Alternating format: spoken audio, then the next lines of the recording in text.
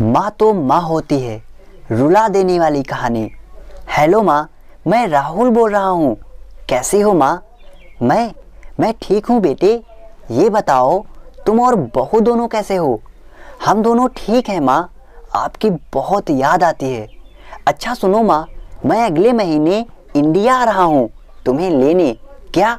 हाँ माँ, अब हम सब साथ ही रहेंगे। रागिनी कह रही थी माँ जी को अमेरिका ले आओ, वहाँ अकेली बहुत परेशान हो रही होंगी। हेलो, सुन रही हो माँ? हाँ हाँ बेटे।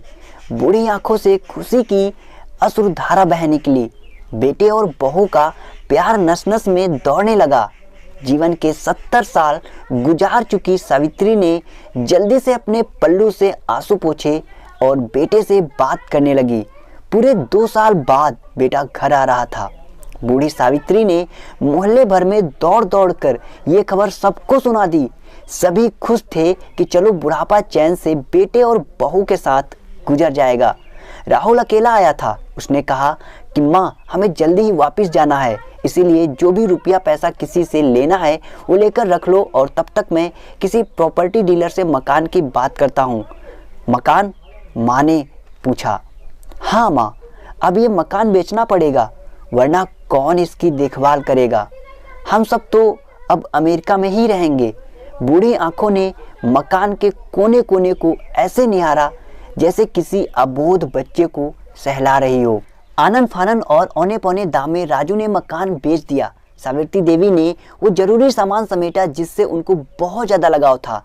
राजू टैक्सी मंगवा चुका था। एयरपोर्ट पहुंचकर राजू ने कहा, माँ तुम यहाँ बैठो, मैं अंदर जाकर सामान की जांच और बोर्डिंग और वीज़ा का काम निपटा लेता हूँ। ठीक है बेटे। सावित्री देवी वहीं पास की बेंच पर बैठ गई। काफ़ी समय बीत चुका था। बाहर बैठी सावित्री देवी बार बार उस दरवाजे की तरफ देख रही थी जिसमें राहुल गया था, लेकिन अभी तक बाहर नहीं आया। शायद अंदर बहुत भीड़ होगी, सोचकर बूढ़ी आंखें फिर से टकटकी लगाए देखने लगती। अंधेरा हो चुका था। एयरपोर्ट के बाहर गहमा गहमी कम हो चुकी थी। माँ जी, किससे मिलना है? एक कर्मचारी ने वृद्धा से पूछा। मेरा बेटा अंदर गया था टिकट लेने, वो मुझे अमेरिका ले जा रहा है, सावित्री देवी ने घबरा कर कहा।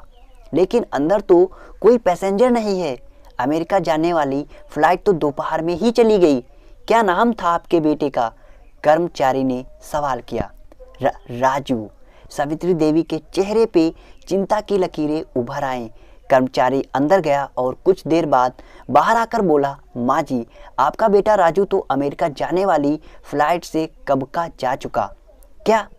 वृद्धा की आंखों से आंसुओं का सैलाब फूट पड़ा। बूढ़े माँ का रोम रोम कांप उठा।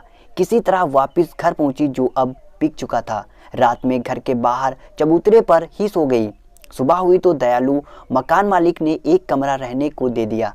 पति की पेंशन से घर का किराया और खाने का काम चलने लगा।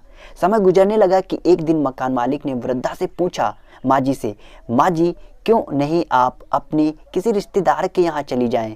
अब आपकी उम्र भी बहुत हो गई है, अकेली कब तक रह पाएंगी? हाँ, चली तो जाऊं, लेकिन कल को मेरा बेटा आया तो यहाँ फिर कौन उसका ख्याल रखेगा? आंखों से आंसू आने लगे। दोस्तों, माँ तो माँ ही होती है। कैसा बेटा हो, कभी प्यार कम ही नहीं होता बेटे के लिए माँ का। दोस्तों, अगर माँ से आप प्यार करते हो तो एक लाइक ज़रूर करें और कमेंट में कमेंट ज़रूर करें। माँ के लिए कुछ ज़रूर 2 शब्द लिखें दोस्तों। जय हिंद दोस्तों, जय भारत, जय माता दी।